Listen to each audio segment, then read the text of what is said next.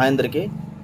మనం ఆల్రెడీ చూస్తున్నాం యూట్యూబ్ ఛానల్లో గట్టా మనకేంటంటే ఈ బెట్టింగ్ యాప్స్ మీద కూడా పోలీసులు, తెలంగాణ పోలీస్ చాలా సివియర్ యాక్షన్ తీసుకుంటున్నారు. ఖచ్చితంగా ఎవరైతే ఇందులో ఇన్వాల్వ్ అయి ఉన్నారో అందరినీ కూడా అరెస్ట్ చేస్తున్నారు.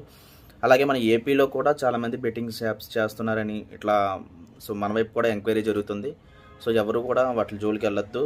అలాగే మనం ఇన్స్టాగ్రామ్లో కానీ, యూట్యూబ్లో కానీ, వేరే ఏదైనా టిక్టాక్ లాంటి ప్లాట్ఫామ్స్ ఏవైనా సరే ఈ బెట్టింగ్ యాప్స్ కానీ లేదా వేరే వాటికి కూడా ప్రమోషన్ చేసిన సో వాటి ద్వారా డబ్బులు ఈజీగా సంపాదించవచ్చు అని చెప్పి ఇట్లా కొన్ని ఫేక్ ఐడెంటిటీతో గేమ్స్ ఆడి ఇట్లా మనీ ఎర్న్ చేయొచ్చు అని చెప్తున్నారు. సో అవి దయచేసి ఎవరు కూడా అలాంటి గేమ్స్ ఆడద్దు. దానివల్ల మనకు నిజంగా డబ్బులు రావు. ఎందుకంటే ఒక రోజుకి 1,00,000 2 లక్షలు వచ్చేస్తే ఇంక మనం కష్టపడం కదా. కాబట్టి అంత ఎక్స్పెక్టేషన్ చేయడం, వాళ్ళు ఏంటంటే ప్రమోషన్స్ కోసం ఏవో చేస్తూ ఉంటారు. వాళ్ళకి యాడ్ చేస్తే వాళ్ళకు 1,00,000, 1,50,000, 2 లక్షలు అట్లా వస్తాయి. సో దయచేసి అట్లాంటివి కాకుండా సోషల్ మీడియాని ఏదైనా చెప్పడానికి, ఏదైనా మంచి విషయాలు చెప్పుకోవడానికి లేదా మీ టాలెంట్ని చూపించుకోవడానికి మాత్రమే యూస్ చేయండి. ఆల్రెడీ ఒక వీడియో నేను చేశాను బెట్టింగ్ గురించి.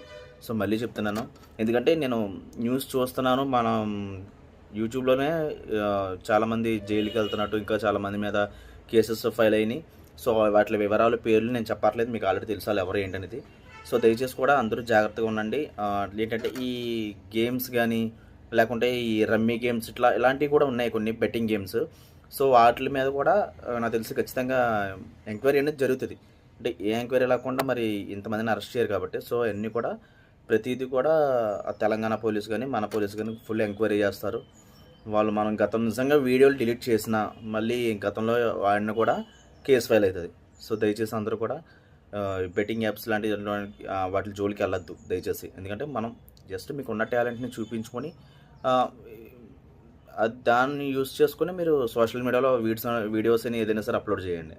అంతేగాని ఇట్లాంటి బెట్టింగ్ కానీ వేరే దాంట్లోకి కానీ లేదా అంటే మనం జనాల్ని పిచ్చోళ్ళు చేసామనుకోండి, వాళ్ళు ఏంటంటే నిజమని నమ్మేసి వాళ్ళు కూడా చేశారు అనుకో, సేమ్ ఇలా చేస్తారు, రోజుకు 2 లక్షలు వచ్చేస్తుందని చెప్పేసి వాళ్ళు కూడా అదే ఫాలో అవుతారు. దాని మూలంగా ఏమవుతుందంటే నిజంగా తర్వాత వాళ్ళు అప్పులైపోయి తర్వాత సూసైడ్ చేసుకుని ఆల్రెడీ చాలామంది సూసైడ్ చేసుకున్నారని కూడా చెప్తున్నారు. సో దయచేసి వీటి జోలికి ఎవరు వెళ్ళొద్దు. ఎంత సేఫ్గా ఉంటే అంత సేఫ్గా మనం సోషల్ మీడియా వాడుకోవాలి.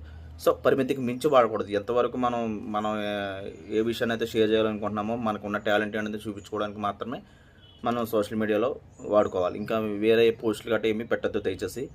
సో నేను చెప్పిన విషయం మీకు అర్థమైంది అనుకుంటున్నాను. చాలా జాగ్రత్తగా ఉండండి. మళ్ళీ చెప్తున్నాను, విషయం మాత్రం చాలా సీరియస్గా ఉంది. పోలీసులు అందరినీ ఎంక్వైరీ చేస్తారు ఎవరైతే బెట్టింగ్ యాప్స్లో ఉన్నారో. సో